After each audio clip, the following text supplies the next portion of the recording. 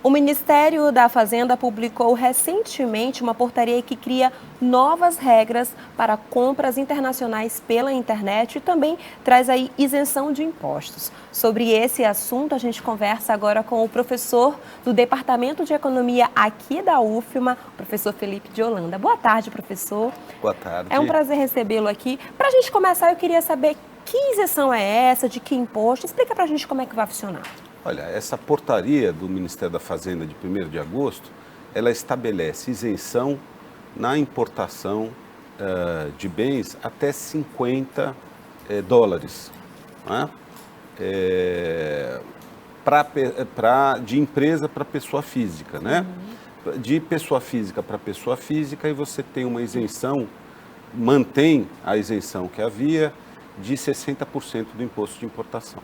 E aí eu queria saber o que motivou, talvez, a Receita a fazer essa mudança. Olha, em meados de junho, o governo tinha anunciado que passaria a cobrar inclusive para essas compras pela internet, abaixo de 50 dólares. Mas isso teve uma repercussão muito grande, porque evidentemente tem um aumento do preço final do produto, e houve pressão, inclusive a primeira-dama se envolveu nessa discussão e o governo voltou atrás. Agora, o que é interessante é que houve uma mudança nas regras que pode favorecer o aumento da arrecadação, que tinha um problema grande de fiscalização, e principalmente no que diz respeito à tributação pelos estados.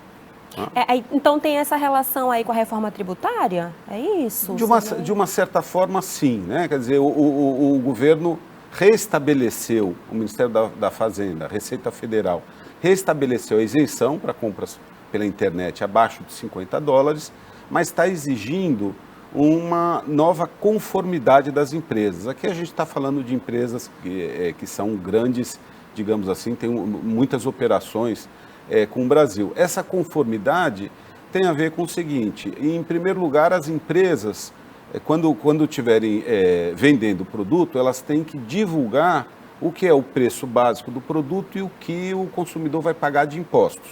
Então, esse já é um aspecto que, aliás, eu acho que deveria, a exemplo de muitos países, como por exemplo os Estados Unidos, países europeus, de você discriminar o que é o preço básico, o que é o imposto, porque assim o cidadão ele passa, inclusive, a cobrar uma melhor utilização do imposto, né?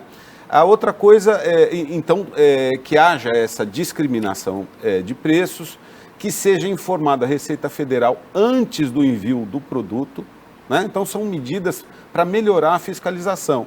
E o outro aspecto é o seguinte: ainda que haja isenção das compras abaixo de 50 dólares, a gente está falando aqui de R$240 ao preço do câmbio, né?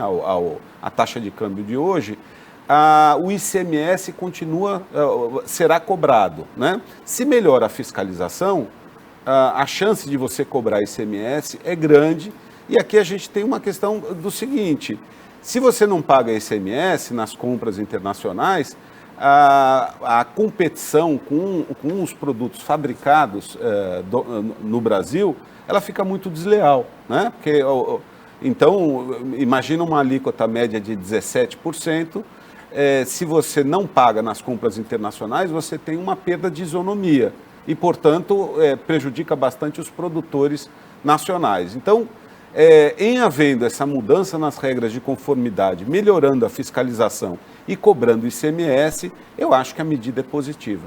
E aí, só para a gente finalizar, quando a gente fala de taxação, de dinheiro, de economia, muitas pessoas têm dúvidas. E aí, para a gente finalizar, eu queria saber, com a sua experiência, o que essa isenção, essas novas regras, representa no bolso do consumidor? Olha, sem dúvida nenhuma, em relação à situação que havia anterior, quer dizer, vai haver um aumento do preço final dos produtos, porque, no mínimo, você vai cobrar mais ICMS, né? Então, o que você tinha antes era uma situação em que essas empresas vendiam os produtos e entregavam como se fosse de pessoa física para pessoa física. Então tinha até uma brincadeira que tinha um tal de James Bond que estava mandando um monte de coisas, né, para o Brasil, a pessoa física James Bond, né? Então isso daí vai acabar e, portanto, vai subir o preço do produto, né?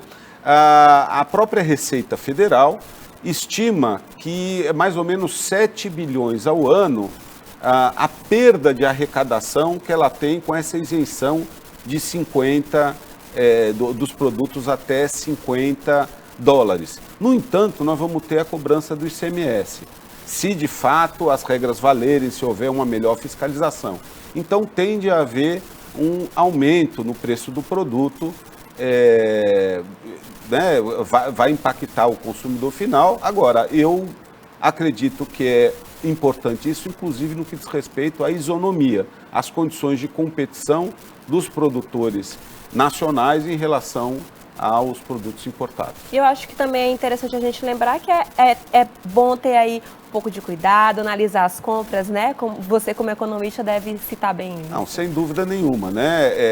Essas compras, né, pela internet, é muito difícil você ter, digamos assim, você ter assistência técnica, você devolver o produto. Sim. Se tem algum problema, né? Então é muito importante que você analise aquilo que você está comprando, que veja no site as avaliações dos consumidores, né?